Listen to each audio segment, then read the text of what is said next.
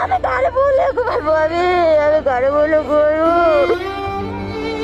রাফসা আক্তার মাত্র 7 মাস বয়সী একটি নিষ্পাপ ফুলের মতো মেয়ে ছিল, পরিবারের নয়নের মণি। তাকে সবাই আদর করে বলতো পরী, কিন্তু সেই পরী আজ আর নেই। এক নির্মম দুর্ঘটনায় চিরতরে হারিয়ে গেছে, রয়ে গেছে শুধু শূন্যতা। ঘটনাটি ঘটেছে সোমবার 19 মে রাত 8টার দিকে ময়মনসিংহের গফরগাঁওয়ের চারিপাড়া গ্রামে। সেদিন ছিল রাফসার বড় ভাই ইয়ানের জন্মদিন। ঘরে ছিল আনন্দের আমেজ, বেলুন ফুলানোর শব্দে মুখরিত ছিল চারপাশ। মা বাবা, আত্মীয় স্বজন সবাই ব্যস্ত ছিলেন ঘরকে সাজাতে। শিশুর জন্মদিন বলে কথা। সেই মুহূর্তে খাটে বসা ছোট্ট রাফসা, যার বয়স মাত্র 7 মাস, কৌতূহলবশত একটি বেলুন হাতে নেন। কিন্তু সে তো শিশু, তার তো বুঝার বয়স এখনো হয়নি। হঠাৎ করেই সে বেলুনটি মুখে ঢুকিয়ে ফেলেন। খেলার চলে হয়তো ছিল, কেউ খেয়াল করতে পারেনি। খেয়াল করার আগেই বেলুনটি গলা দিয়ে নেমে শ্বাসনালীতে যায়। মুহূর্তেই শিশুটি নিস্তেজ হয়ে পড়ে। ঘটনার আকস্মিকতা আতঙ্ক হয়ে পড়ে পুরো পরিবার। কেউ দৌড়াচ্ছে, কেউ কাঁদছে, সব যেন এলোমেলো। মা বাবা দেরি না করে দ্রুত মেয়েকে নিয়ে হাসপাতালে ছুটে যান। পথে বারবার ডাকছিল, রাফসা চোখ খুলো মা, কিন্তু বিধাতার লিখন হয়তো ভিন্ন ছিল। পথেই নিষ্পাপ শিশু রাফসা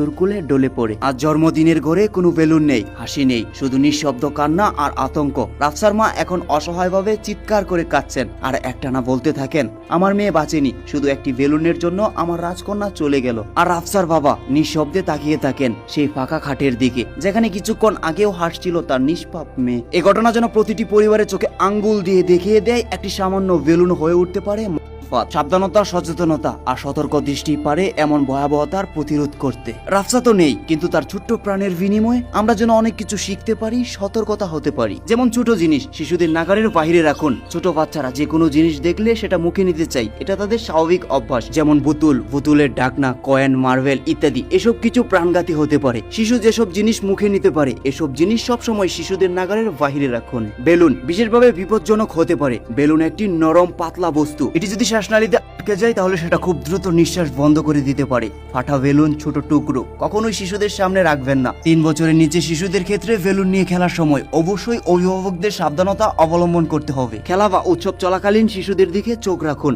জন্মদিন, ঈদ, পারিবারিক আয়োজনে সবাই যখন ব্যস্ত থাকে, এই সময়টাই শিশুদের নিরাপত্তা সহজে উপলব্ধি হয়। একজন দায়িত্বশীল সদস্যকে সবসময় শিশুদের পর্যবেক্ষণে রাখুন। শ্বাসনালীতে কিছু গেলে করণীয়, যদি কোনো শিশু হঠাৎ কাশতে শুরু করে বা নিঃশ্বাস নিতে কষ্ট হয়, তাহলে সময় নষ্ট করবেন না। ফুসফুসে বায়ু প্রবাহ বন্ধ হবার আগে তাকে উল্টো করে পিঠে 5টি শক্ত দিন। অভিজ্ঞতা থাকলে হ্যামলিট বা ম্যানোভার প্রয়োগ করুন। দ্রুত কাছের হাসপাতালে নিয়ে যান। সময় এখানে জীবন পার্থক্য তৈরি করবে। রাফসা তো আর ফিরবে না, কিন্তু আপনার ঘরের ছোট্ট রাফসার যেন এমন না হয়, তাই সবাই সতর্ক হন। শুধু মা বাবা নয়, সব আত্মীয় স্বজন, সব প্রতিবেশী, সব শিক্ষকদের বলছি, সবাই সচেতন হতে হবে। রাফসা, তুমি তো ছিলে তোমার বাবা মার একমাত্র পৃথিবী, আজ তুমি আকাশে